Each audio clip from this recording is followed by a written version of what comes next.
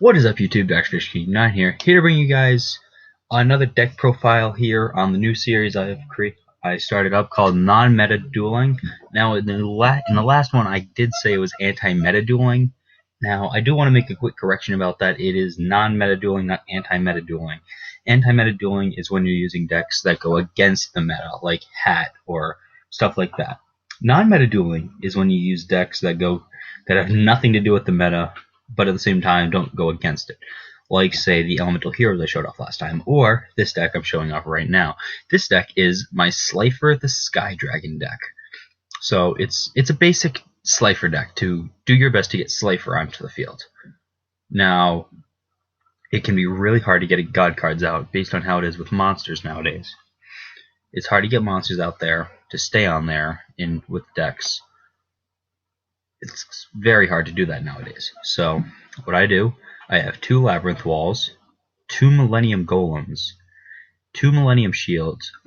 I run 3 Revival Jams, the 3 Slifers, 2 Spell Cancelers, and what Spell Canceler basically does is all spell cards, when this card is on the field, are negated. Can't be activated and are negated.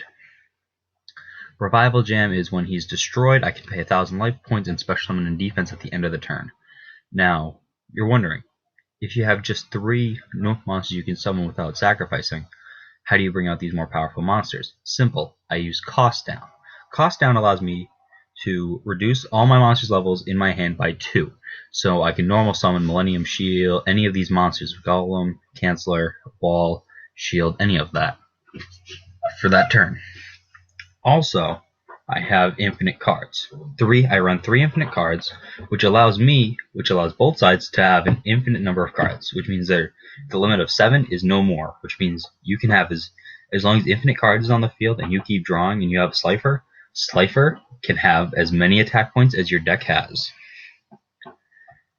Next is Jam Breeding Machine. I run just 1 of them, just in case I can't get any monsters out. That way I have the slime tokens to at least take a hit for me, so I won't be taking the full blunt of an attack. Plus, I can simply just set. So if I were to have, if I get unlucky hand, I get the Slifer and the Jam Breeding. If I can get lucky enough, I can have the 3 Jam Breeding tokens, sacrifice all 3, summon set Slifer no problem, and flip summon him next turn. Because Slifer will have the same defense as cards in your hand. Next, I run 2 Meteor of Destruction to deal 1,000 points of damage as long as they have more than 3,000 life points. It's a lot easier to use nowadays with the 8,000 life points compared to the 4,000 back in the day, so it is a good card to run in this type of deck. 1 MST just to be safe from attacks. Poison the Old Man. If you are behind by a lot of life points, you can use it to gain 1,200, or if you're relatively even, you want to gain the advantage, you can deal 800 to your opponent. I run 3 of them, so you have a better chance of staying alive or hurting your opponent faster. I run the 3 Shrink, which cuts the original attack of a monster in half till the end of the phase, which is really good if, say, your Revival Jam is in defense and they use a Force Raider, you can shrink the Force Raider.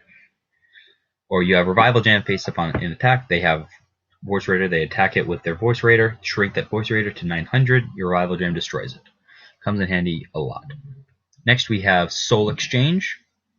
Now Soul Exchange, I can contribute one of my opponent's monsters as if it was my own. So your opponent has Voice Raider, I contribute their Voice Raider to summon Labyrinth Wall, or any of them others. So it's another way to get monsters out quickly. Jam Defender allows me to, basically, I can use Revival Jam as an attack target, so most times I don't use this card too often, but when it does come in handy, it will come in handy. 2 Magic Cylinders and 3 Mirror Force. Now this type of deck is a deck, like I said, it's non-meta. It's non-meta whatsoever.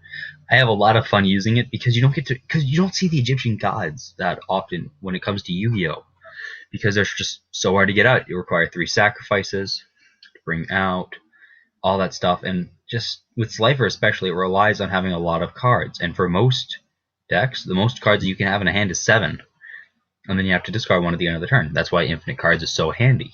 Plus, a lot of times both sides won't destroy your infinite cards either, because you both have a limitless supply of cards in your hand now.